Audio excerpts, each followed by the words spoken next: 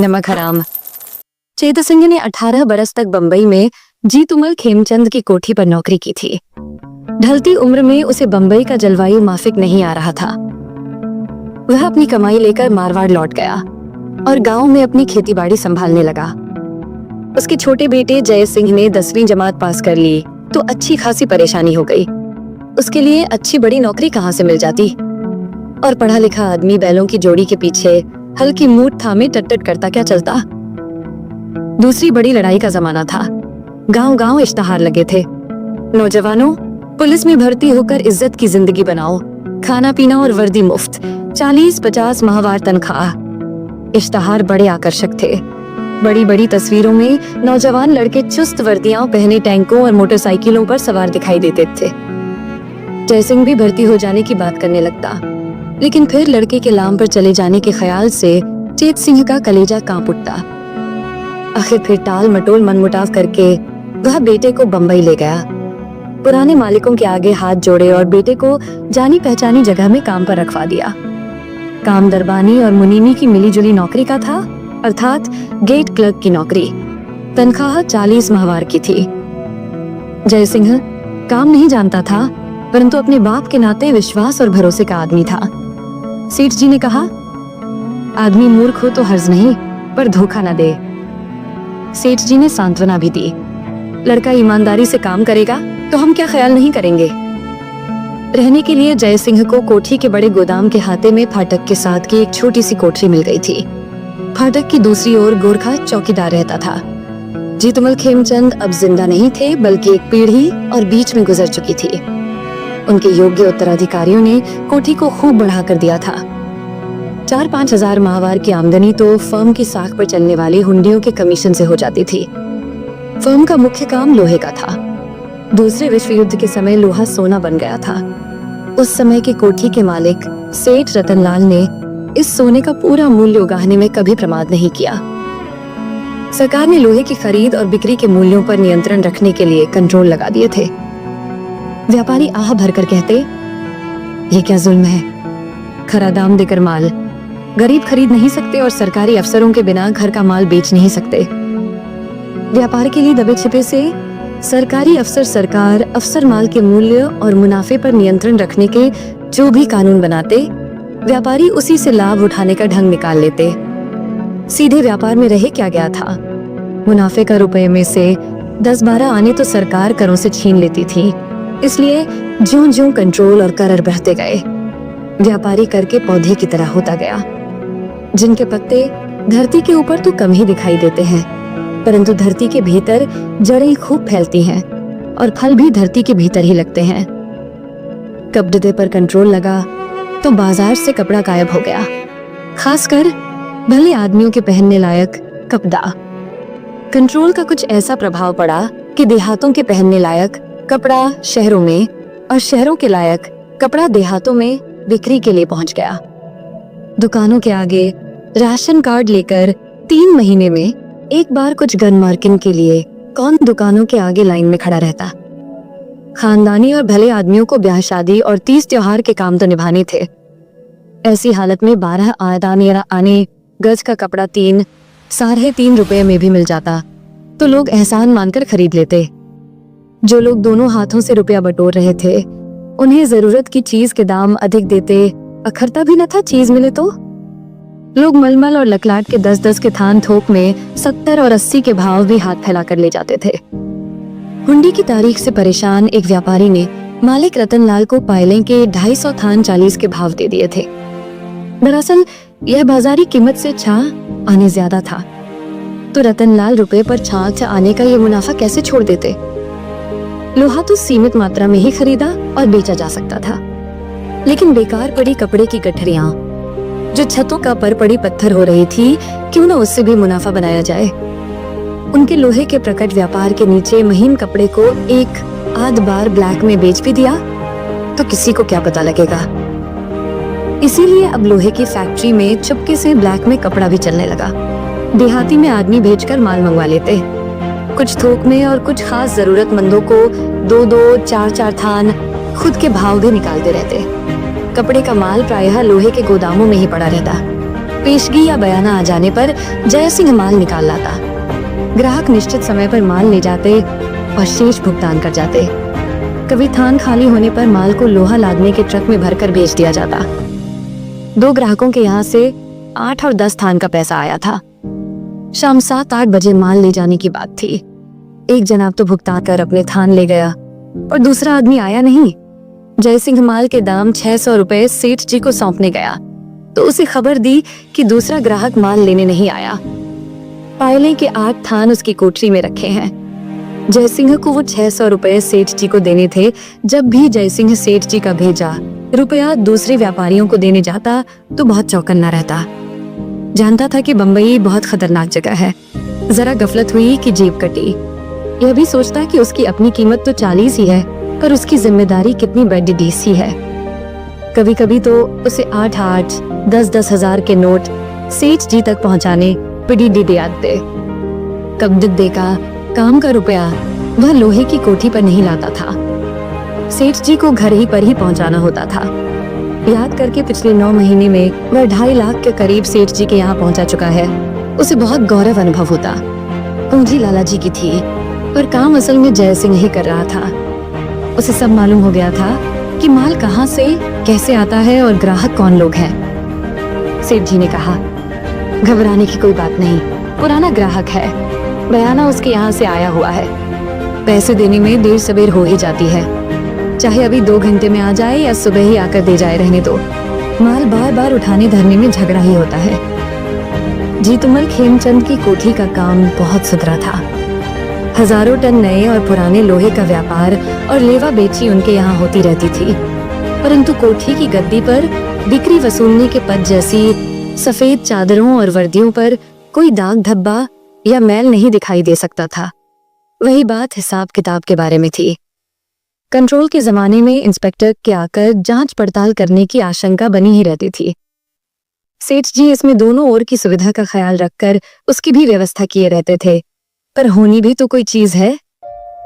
उसी रात, बल्कि अगले दिन सुबह 3 बजे ही इंस्पेक्टर साहब ने जांच पड़ताल के लिए कोठी के गोदाम में छापा मारा। पहले भी इंस्पेक्टर साहब जब तब आते रहते थे। जय सिंह उन्हें पहचानता भी था।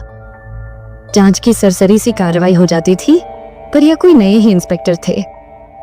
जय सिंह ने अनुमान किया स्पेशल पुलिस के इंस्पेक्टर होंगे। कुछ घबराहट भी हुई, जैसे नए आदमी से होती है, परंतु गोदाम में तो सब हिसाब चौकस था। गोदाम के माल और रजिस्टर में कोई त्रुटि न पाकर मानो इंस्पेक्टर साहब को असफलता से अनुभव हुई। जाते जाते उन्होंने फाटक के दोनों ओर चौकीदार और गेट क्लर्क की कोठरी में भी नजर डाल लेनी चाहिए। जय सिंह की कोठरी में 8 थान पायले देखकर उन्होंने पूछा, ये किसका माल है? जय सिंह चुप रह गया। दूसरा दोहराने पर उत्तर दे दिया, मालिक बताएंगे।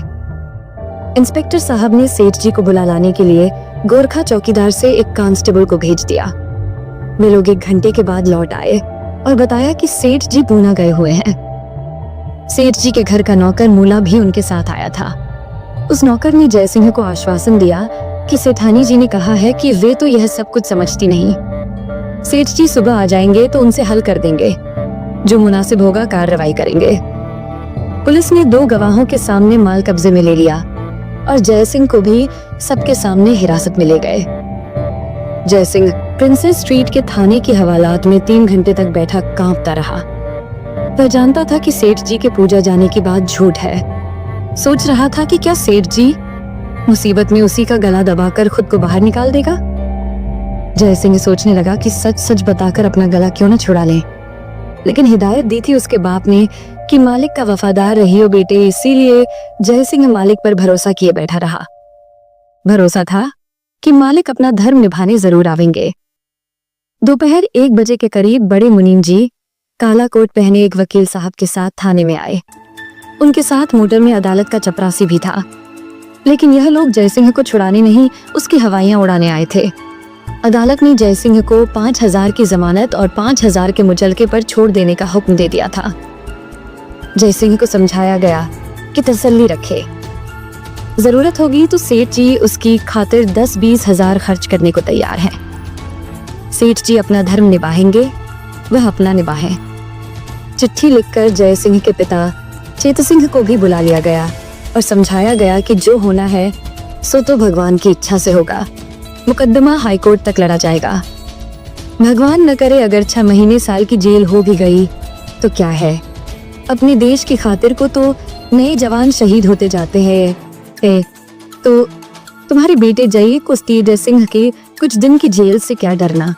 यह तो सरकारी जुल्म है कि व्यापारी व्यापार न कर सके।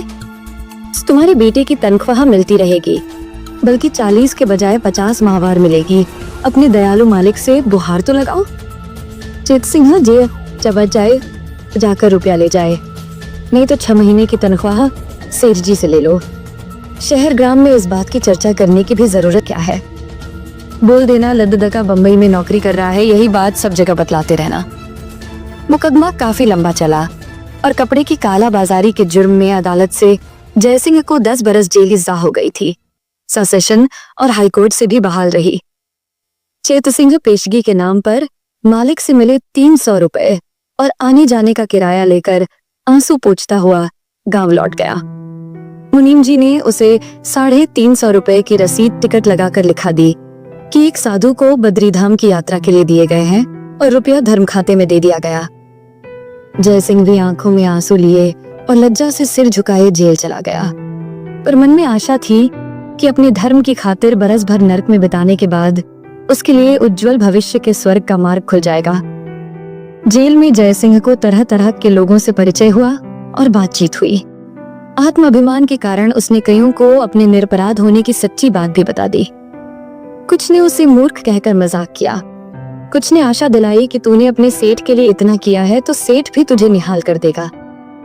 जेल में भलमनसाहत से रहने के कारण जय सिंह को सजा में लगभग 2 मास की छूट मिल गई। जय सिंह 10 मास बाद वायकुला जेल से छूटा तो सीधा जीतुमल खेमचंद की कोठी पर पहुंचा। मुनीम जी ने चश्मे के शीशों के ऊपर से देखकर उसे पहचाना और चश्मे उतार कर कुछ सोचकर बोले, जरा सांस लो, पानी पी लो, तब तक हम सेठ जी से बात कराएं। मुनीम जी सेठ रतनलाल के कमरे में जाकर संदेश दे आए और उन्होंने जय सिंह से बात की। 6 महीने की पगार तुम्हारे बाप पेशगी ले गए थे, उसके बाद से 4 महीने की पगार के 200 बनते हैं, जिस पर से सेठ जी 100 रुपया तुमको और दे रहे हैं। इसीलिए 300 रुपए की रसीद ऐसे बना रहा हूँ कि संस्कृत पढ़ने के लिए दान में रकम दी समझे। जय सिंह को इस बात में कोई आपत्ति नहीं हुई। जानता था कारोबार में बहुत से काम ऐसे ही चलते हैं। रसीद पाकर उसने मुनीम जी आज्ञा पाई और रोकड़ से जाकर रुपया ले आया और मुनीम जी के सामने प्रतीक्षा में बैठा रहा। मुनीम जी ने चश्मे के शीशों के ऊपर से जय सिंह की ओर झांककर पूछा, अब क्यों बैठे हो? कुछ विस्मय से जय सिंह ने उत्तर में प्रश्न किया, हमारी नौकरी का क्या तय हुआ? मुनीम जी ने चश्मा उतारकर समझाया, नौकरी तुम जहां चाहो ढूंढ लो, तुम जेल से छूटे आदमी हो, इस फर्म की इतनी बड़ी साख है और इतना जाना माना नाम है, शायद पुलिस तुम्हारी निगरानी करे, तुम्हारा यहाँ रहना ठीक नहीं है, समझे? जय सिंह हक्का बक्का रह गया। अदालत और जेल के चक्कर लगा लेने से वह कुछ साहसी और मुंहफट भी हो गया था, या यूं कहे कि जेल के कैदियों ने उसे स्वाभिमानी बना दिया था। मुनीम जी को संबोधन कर जय सिंह बोला, हम सेठ जी से बात करेंगे। सेठ जी से क्या बात करोगे? मुनीम जी ने उत्तर दिया, जो सेठ जी ने हमसे कहा सो कह दिया, हम सेठ जी की कही बात ही कह रहे हैं। जय सिंह के माथे में भभक उठी, ज्वाला ऐसी जली को सारी हिचक उसकी जल गई और वो लपक कर सेठ जी के कमरे की ओर गया और दरवाजा धकेल कर भीतर जा पाए उठा। ये क्या जुल्म हो रहा है साहब? बहुत शांति से सेठ जी ने उत्तर दिया, जुल्म क्या हो रहा है? तुम्हें 100 रुपया इनाम दे देने के लिए कह तो दिया। जय सिंह को और भी गुस्सा आ गया, बोला, 100 रुपये में किसी की जिंदगी और इज्जत मोल ले लोगे आप? हम आपकी खातिर निरपराध जेल गए, आप ही ने तो हमें दाग लगाया। इस बात से सेठ जी को कुछ क्रोध आ गया, बोले, पिग्ध किस बात पर रहे हो? जेल जाने की तनख्वाह तुम्हें दे तो दी है, इनाम भी दिया है। सिपाही तनख्वाह पाता है तो मालिक के लिए छाती पर गोली खाता है, जबकि तुम तो सिर्फ जेल गए और तब इतने तेवर। इस बार जय सिंह गुस्से से पागल हो गया, चिल्लाकर बोला, 100 रुपये इनाम और 40 तनख्वाह का एहसान दिखा रहे हो? मैंने खतरा झेल झेल कर 2.5 टन लोहा लाद कर दिया, सो भूल गए। सेठ जी को भी अधिक क्रोध आया। उन्होंने डांटा, हमारा नमक खाकर नमक हरामी कराता है, नमक हराम, निकल जाए यहाँ से। सेठ जी के कमरे में चीख पुकार सुनकर मुनीम लोग और चपरासी दौड़े पड़े।